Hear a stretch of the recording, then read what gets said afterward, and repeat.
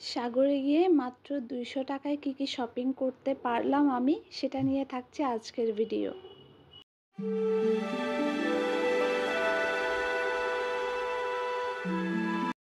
আসসালামু আলাইকুম, কেমন আছেন সকলে?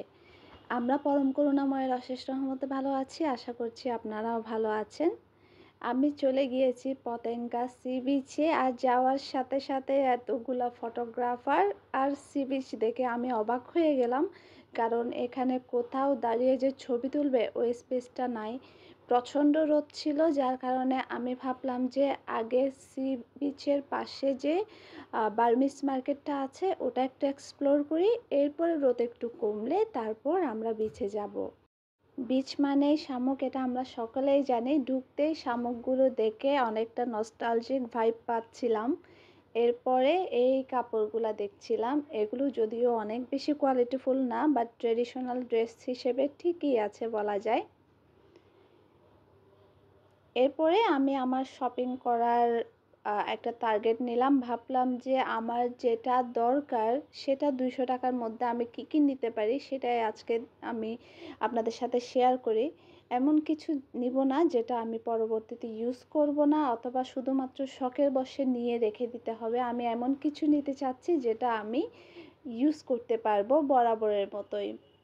শুরুতে আমি এই চুড়িগুলো দেখছিলাম, এগুলা মেবি 50 বা 60 টাকা করে ছিল, আমার ঠিক মনে নেই।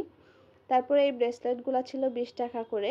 এগুলো আমি কখনোই পরবো না, যার কারণে নিই নাই, বাট চুড়িগুলো অনেক বেশি সুন্দর ছিল।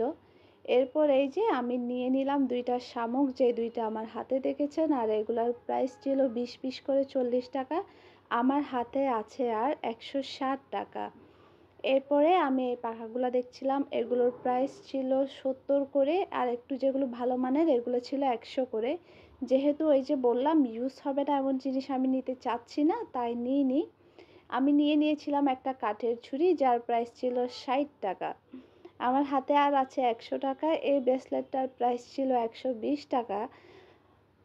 সেম, আমার ব্রেসলেট পরার অভ্যাস নেই তাই নিইনি। আর এই একটা রাবার, দুইটা রাবার দুই ধরনের, এগুলোর প্রাইস ছিল 30 টাকা। এখান থেকে আমি একটা নিয়েছি। আমার হাতে আছে আর 70 টাকা।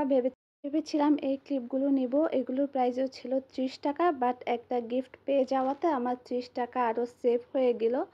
এরপর আমি এরকম একটা ক্লিপ নিয়েছি, এটারও প্রাইস ছিল 30 টাকা। আমার হাতে আছে আর মাত্র 40 টাকা। আমি ভাবছিলাম এই 40 টাকা দিয়ে কিছু খাবো আমি, বাট 40 টাকা দিয়ে আসলে কিছু খাওয়া যায় কি না বিচে এটা আমি জানি না। এই যে এই চুল বাঁধার যে ক্লিপ, বা আমি জানি না এটা দিয়ে কিভাবে চুল বাঁধে, বাট এটা অনেক কিউট ছিল। এরপর আমরা বের হয়ে গিয়েছি বার্মিস মার্কেট থেকে, এরপর চলে যাচ্ছি বিচের দিকে। আর যেতে যেতে আমি কি খাবো চিন্তা করতে করতে পেয়ে গেলাম ভাইরাল হোমমেড কেক মাত্র 30 টাকায়।